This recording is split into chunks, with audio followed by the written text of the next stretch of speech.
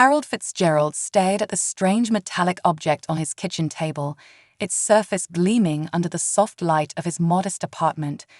At 72, he thought he'd seen it all, but the package that arrived that morning proved him wrong. "What in blazes are you?" he muttered, running a weathered hand over the smooth, almost organic curves of the device. It was about the size of a toaster, with no visible buttons or screens, just an intricate pattern etched into its silvery surface. The letter that came with it was equally perplexing. It was from his old college roommate, Dr. Alan Summers, a brilliant but eccentric physicist who'd vanished without a trace 5 years ago. "Dear Harry," it read, "if you're reading this, I'm probably dead, or, well, let's say indisposed. I'm entrusting you with my life's work. This device is more important than you can imagine. Keep it safe. When the time comes, you'll know what to do. And Harry, I'm sorry for dragging you into this, but you're the only one I trust. Good luck, old friend." Harold snorted. "Fat lot of good that does me, Al. What am I supposed to do with this fancy paperweight?" As if in response, the device hummed to life, projecting a holographic star map into the air above it. Harold stumbled back, knocking over his chair. Sweet Jesus. The star map zoomed in on a particular system, highlighting a small blue-green planet. Strange symbols flashed beneath it, completely foreign to Harold's eyes. "Well," he said, his voice shaky but tinged with an excitement he hadn't felt in years, "I guess retirement just got a whole lot more interesting." Over the next few days, Harold found himself consumed by the mystery of the device. He pored over Alan's old letters, looking for clues, and spent hours tinkering with the alien technology. Each night, he'd activate the star map, watching in wonder as it showed him glimpses of worlds beyond his imagination. On the fourth night, something changed. The device's hum grew louder, and the star map flickered erratically. Harold leaned in close, squinting at the symbols. "What are you trying to tell me?" Suddenly, a piercing tone filled the room. Harold clapped his hands over his ears, but it was no use. The sound seemed to reverberate inside his skull. Just as he thought he couldn't take it anymore, everything went silent. And then he heard it. A voice unlike anything he'd ever heard before, speaking directly into his mind. "Help us," it pleaded. "We are coming." Harold's eyes widened as the implications sank in. "Oh, Al," he whispered, "what have you gotten me into?" As the voice faded, Harold felt a mixture of fear and exhilaration. For years, he felt like his life was winding down, but now he was standing on the precipice of something monumental. He glanced at the framed photo of his late wife, Sarah. "Well, honey," he said with a wry smile, "looks like your old man's about to have one last adventure."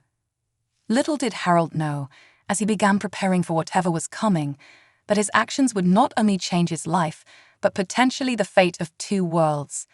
The lonely widower was about to become an unlikely hero in a cosmic drama beyond his wildest dreams. As dawn broke, Harold found himself filled with a sense of purpose he hadn't felt since Sarah passed.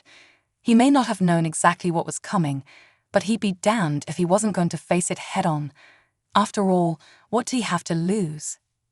With trembling hands, but a determined spirit, Harold Fitzgerald began to prepare for first contact, unaware that his simple act of compassion was about to thrust him into an intergalactic conflict that would test the very limits of human resilience and ingenuity. The night air was thick with anticipation as Harold paced his small backyard, the alien device clutched tightly in his arms. He'd spent the last week preparing as best he could, stocking up on supplies, poring over Alan's old research notes, and even digging out his old camping gear. Now, as the stars twinkled overhead, he waited. A sudden flash of light streaked across the sky, growing larger by the second. Harold's heart raced as he realized it was heading straight for him. With a deafening roar, a sleek, silver craft no bigger than a minivan crashed into his prized tomato patch. As the dust settled, a panel on the craft slid open. Harold held his breath, the device in his arms humming softly. 3 figures emerged, stumbling and disoriented. In the dim light, Harold could make out her slender forms, iridescent skin, and large almond-shaped eyes. "Well," Harold muttered, "I'll be damned." The aliens turned towards him, their eyes widening at the sight of the device. One of them stepped forward, raising a hand in what seemed like a gesture of peace. "Help," a voice echoed in Harold's mind, the same one he'd heard before. "Please." Harold nodded, his fear giving way to a surprising calm. "Come on then," he said, gesturing towards his house. "Let's get you folks inside before the neighbors start asking questions." As they entered his living room, Harold got his first good look at the aliens. They were humanoid, but with subtle differences: slightly elongated limbs, fingers with an extra joint, and skin that seemed to shimmer with an inner light. Their eyes, large and expressive, regarded him with a mixture of fear and hope. "I'm Harold," he said, pointing to himself.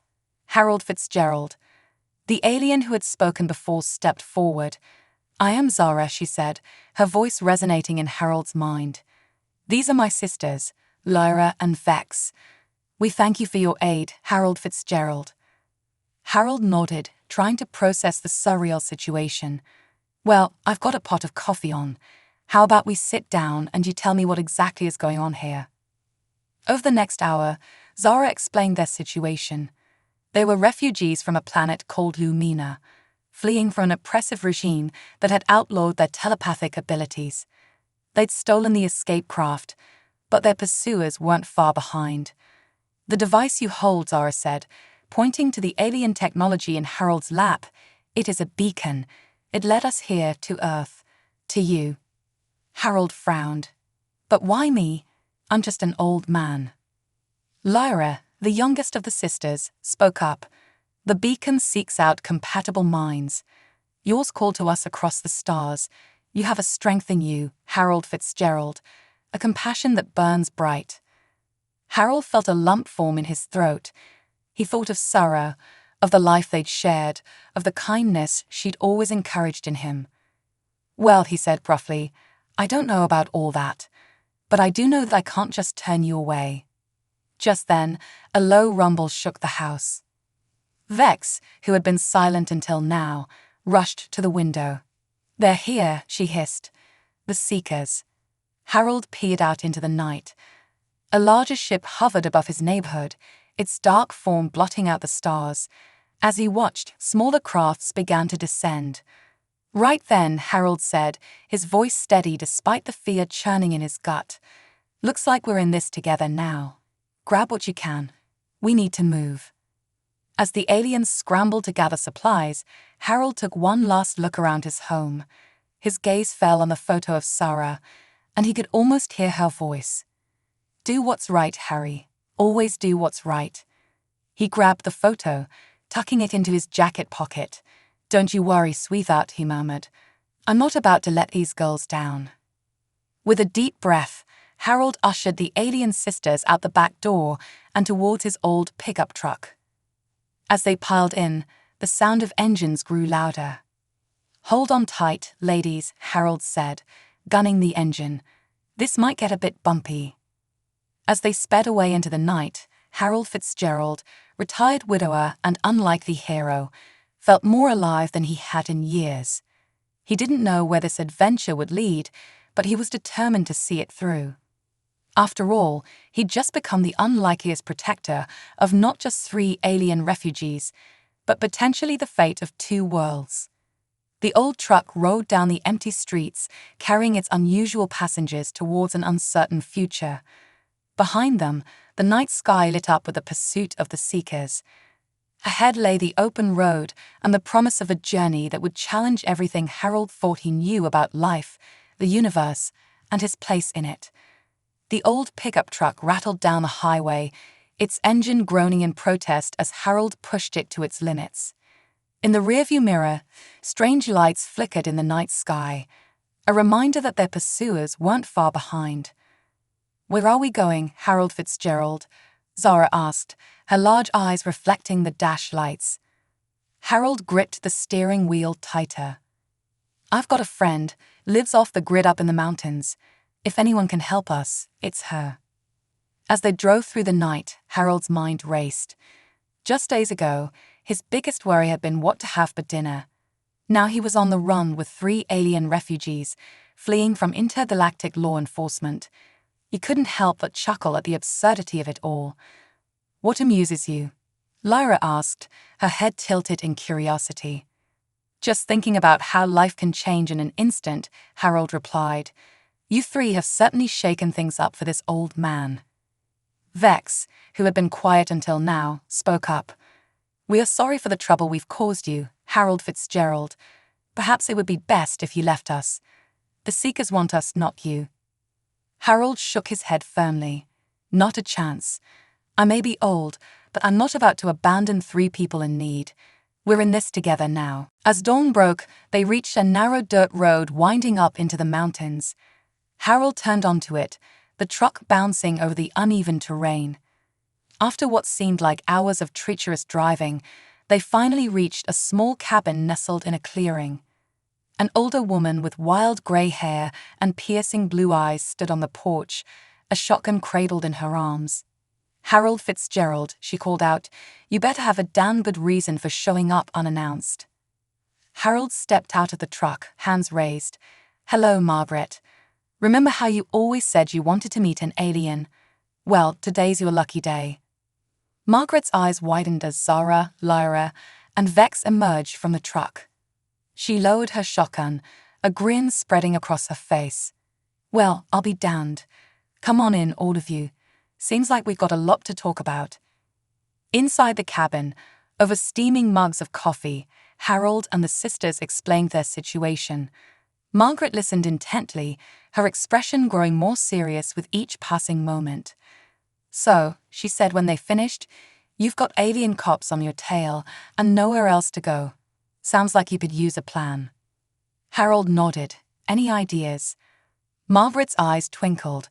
"As a matter of fact, I do, but you're not going to like it." Over the next few hours, they hatched a daring plan. Margaret, it turned out, had connections with a group of UFO enthusiasts who had been monitoring strange signals for years. With their help, they would stage a fake alien landing to distract the Seekers while Harold and the sisters made their escape. As night fell, they put their plan into action. Margaret's friends set up an elaborate light show in a nearby field, complete with smoke machines and eerie sound effects. It wasn't long before the Seekers took the bait, their ships descending on the fake landing site. "Now's our chance," Harold whispered, ushering the sisters towards Margaret's old Jeep. "Thank you for everything, Marge." Margaret pulled him into a tight hug. "You take care of yourself, Harry. And girls," she added, turning to the aliens, "you look after this old fool for me." As they sped away, the night sky lit up behind them with the chaos of the distraction. Harold felt a pang of guilt for involving Margaret, but he knew she could handle herself. "Where to now, Harold Fitzgerald?" Zara asked from the back seat. Harold thought for a moment. "West," he decided. "We'll head west, towards the desert. Plenty of open space out there to lose our pursuers." As they drove into the unknown, Harold felt a mix of fear and exhilaration. He glanced at the alien sisters, their faces a mixture of worry and hope. Despite the danger, he couldn't help but feel that he was exactly where he needed to be. "You know," he said, a smile playing on his lips, "I always wanted to take a cross-country road trip. Never imagined it'd be like this, though." Lara laughed, a melodic sound that lifted Harold's spirits. "Life, it seems, is full of surprises, Harold Fitzgerald." "That it is," Harold agreed, pressing down on the accelerator. "That it is." As the Jeep sped westward, Harold Fitzgerald, retired widower turned intergalactic fugitive, felt more alive than he had in years. The open road stretched before them, full of promise and peril in equal measure. Whatever challenges lay ahead, he was ready to face them, with his newfound alien family by his side. The desert stretched endlessly before them, a sea of sand and scrub brush painted in hues of orange and gold by the setting sun. Harold's hands were cramped from gripping the steering wheel for hours on end, but he didn't dare stop. Not yet. "How are you holding up, girls?" he asked, glancing in the rearview mirror at his alien companions. Zara, her iridescent skin dulled by a fine layer of dust, nodded. "We are managing, Harold Fitzgerald. Your planet's atmosphere is challenging, but we are adapting." Lyra, the youngest, pressed her face against the window, her large eyes wide with wonder. "It's so vast," she whispered, "so different from Lumina." Vex, ever vigilant, scanned the horizon. "We should find shelter soon. Night brings dangers we cannot predict." Harold nodded, feeling a surge of protectiveness for these beings who had so suddenly become his responsibility. "There's an old ghost town not far from here. We can hunker down there for the night." As they pulled into the abandoned town, the sun dipped below the horizon, plunging the desert into twilight. The dilapidated buildings cast long shadows, their empty windows like hollow eyes staring at the newcomers. "Charming," Vex muttered as they entered a weathered saloon, its swinging doors creaking ominously. Harold chuckled. "It's not the Ritz, but it'll do for now." They settled in for the night, Harold showing the sisters how to make beds from old blankets he kept in the Jeep. As they huddled around a small camping lantern, sharing a meager meal of canned beans and stale crackers, Harold couldn't help but marvel at the surreal turn his life had taken. "You know," he said, breaking the silence, "a week ago, my biggest adventure was trying out a new flavor of tea. Now look at us." Zara tilted her head, a gesture Harold had come to recognize as curiosity. "Do you regret your decision to aid us, Harold Fitzgerald?" Harold considered the question, looking at each of the sisters in turn. Despite the danger, the discomfort, and the uncertainty of their future, he felt more alive than he had in years. "Not for a second," he replied with a smile. "You three have given this old man a purpose again. And please just call me Harold. No need for the full name every time." Lyra's face lit up, quite literally, her skin glowing softly in the dim light. "We are grateful, Harold. On Lumina, such kindness to strangers is rare." As the night wore on, Harold listened intently as the sisters shared stories of their homeworld. They spoke of crystal cities that sang in the wind, of vast oceans teeming with creatures that defied imagination, and of a society that had once valued knowledge and compassion above all else. "But then the regime came to power," Vex said, her voice hard. "They feared those of us with strong telepathic abilities, said we were a threat to security." Zara nodded solemnly. "We were given a choice, suppress our abilities or face rehabilitation. We chose to flee instead." Harold felt a lump form in his throat. "Well," he said gruffly, trying to hide his emotion, "you're safe now. I may not be much, but I promise I'll do everything I can to help you find a new home here."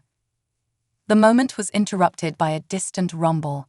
Vex was on her feet in an instant, peering out a dusty window. "Seekers," she hissed. "They found us." Harold's heart raced as he saw the now familiar shapes of the alien ships descending from the night sky. "Quick," he said, grabbing their meager supplies out the back. "We need to move." They raced through the ghost town, the sound of the Seekers growing louder with each passing second. Just as they reached the Jeep, a brilliant spotlight illuminated them, freezing them in place. "Halt," a booming voice commanded, seeming to come from everywhere at once. "Surrender the fugitives, human, and you will not be harmed." Harold looked at the sisters, saw the fear in their eyes, and made a decision. He stepped forward, placing himself between the aliens and the approaching Seekers. "Now listen here," he shouted, his voice stronger than he felt. "These girls are under my protection. We don't take kindly to uninvited guests around these parts, so why don't you just turn those fancy ships around and head on home?" For a moment, everything was still. Then, to Harold's amazement, the sisters stepped up beside him, their hands linked together. He felt a surge of energy, of connection, and suddenly understood their plan. Together, Zora's voice echoed in his mind. "Our combined abilities, amplified through you. It's our only chance." Harold nodded, closing his eyes and opening his mind. He felt a rush of power unlike anything he'd ever experienced. When he opened his eyes, a shimmering barrier surrounded them, deflecting the Seeker's attempts to capture them. "Go," Vex shouted, her voice strained with effort. "We can't hold this for long." They piled into the jeep, the barrier flickering and fading as they sped away into the night. Harold's mind reeled from the psychic connection, but he forced himself to focus on the road ahead. As the first light of dawn painted the sky, Harold finally allowed himself to relax slightly. They had escaped for now, but he knew their journey was far from over. "You okay back there?" he asked, his voice hoarse from exhaustion. 3 tired but determined voices answered in unison. "We are, Harold. Thanks to you." As they drove towards the rising sun, Harold Fitzgerald, retired widower, unlikely hero, and now psychic conduit, felt a renewed sense of purpose. Whatever challenges lay ahead, he knew they would face them together. The open road beckoned, promising new adventures and just maybe, a chance to save not just 3 lives, but 2 worlds. The sun hung low on the horizon, casting long shadows across the barren landscape as Harold's jeep rumbled to a stop. They had been driving for days, zigzagging across the southwest, always one step ahead of the Seekers. But now, as they faced the towering red rocks of Sedona, Arizona, Harold knew they couldn't run forever. "This is it," he said, his voice gravelly with exhaustion. "If we're going to make a stand, it might as well be here." Zara nodded, her iridescent skin shimmering in the fading light. "The energy of this place, it's unlike anything we've felt on your world. It could amplify our abilities." As they set up camp in a secluded canyon, Harold couldn't help but marvel at how far they'd come. The sisters had grown stronger, more confident in their powers, and he had discovered depths of courage and resourcefulness he never knew he possessed.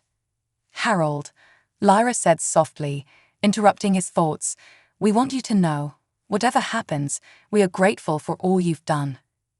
Harold felt a lump form in his throat. "Now, none of that talk," he said gruffly. "We're going to get through this together." As night fell, they gathered around a small fire, discussing their plan. They would use the unique energy of Sedona to create a psychic beacon, hoping to contact any sympathetic forces that might be searching for them. "It's a risk," Vex warned. "The beacon could attract the Seekers as well." Harold nodded grimly. Sometimes you have to roll the dice to win the game. Just before dawn, they put their plan into action. The sisters formed a circle, with Harold at the center. As they joined hands, Harold felt the now familiar rush of psychic energy coursing through him. The air around them began to shimmer and pulse with an otherworldly light. Suddenly, the calm desert night erupted into chaos. The sky lit up with the arrival of multiple ships, some belonging to the Seekers, but others of a design they hadn't seen before. "It worked," Zara exclaimed.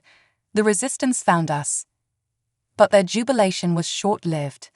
A group of Seekers materialized nearby, their weapons trained on the small group. "Surrender now," the lead Seeker demanded, his voice cold and mechanical. "Your rebellion ends here." Harold stepped forward, placing himself between the Seekers and the sisters. "Now hold on just a minute," he said, summoning every ounce of authority he could muster. "I think it's time we all had a chat." To everyone's surprise, a new voice joined the confrontation. "I agree." A tall, regal figure emerged from one of the newly arrived ships. "I am Ambassador Thela of the Galactic Council. We've been monitoring this situation closely." The lead Seeker faltered. "Ambassador, this is an internal matter." "When it involves an uncontacted species," Thaler interrupted, gesturing to Harold, "it becomes a matter for the Council." What followed was a tense negotiation that lasted well into the morning. Harold, drawing on a lifetime of experience and newfound cosmic perspective, found himself mediating between alien factions. He spoke of the sisters' plight, of the injustice they faced, and of the potential for understanding between their worlds. "These girls have shown me the best of what your people can be," Harold said, his voice carrying across the desert. "And I'd like to think I've shown them the best of humanity. were not so different when you get down to it. As the sun reached its zenith, an agreement was reached. The sisters would be granted asylum, with Earth designated as a sanctuary for telepathic refugees. In return, humanity would take its first steps towards joining the galactic community, with Harold as their unlikely ambassador. As the various ships prepared to depart, Harold turned to the sisters, a mix of emotions playing across his weathered face. "Well, girls," he said, his voice thick with emotion, "looks like our adventure is coming to an end." Zara stepped forward, taking his hands in hers. "No, Harold," she said softly, her large eyes shimmering with unshed tears. "This is just the beginning." As the desert sun climbed higher in the sky, casting a golden glow over the red rocks of Sedona, Harold Fitzgerald found himself in a situation he never could have imagined just weeks ago. He stood before a gathering of humans and aliens alike, his weathered hands clasped tightly with those of Zara, Lyra, and Vex. Ambassador Thela stepped forward, her ethereal form shimmering in the morning light. "By the power vested in me by the Galactic Council, I hereby declare Earth an official sanctuary planet for telepathic refugees from Lumina. And as for you, Harold Fitzgerald," she turned to face him, a smile playing on her alien features, "you are hereby appointed as Earth's first interstellar ambassador." A cheer went up from the crowd, a mix of human voices and alien telepathic projections. Harold felt overwhelmed, his eyes misting over as he looked at the three sisters who had changed his life so dramatically. "I don't know what to say," he mumbled, his voice thick with emotion. Lyra squeezed his hand gently. "You don't have to say anything, Harold. Your actions have spoken louder than any words could."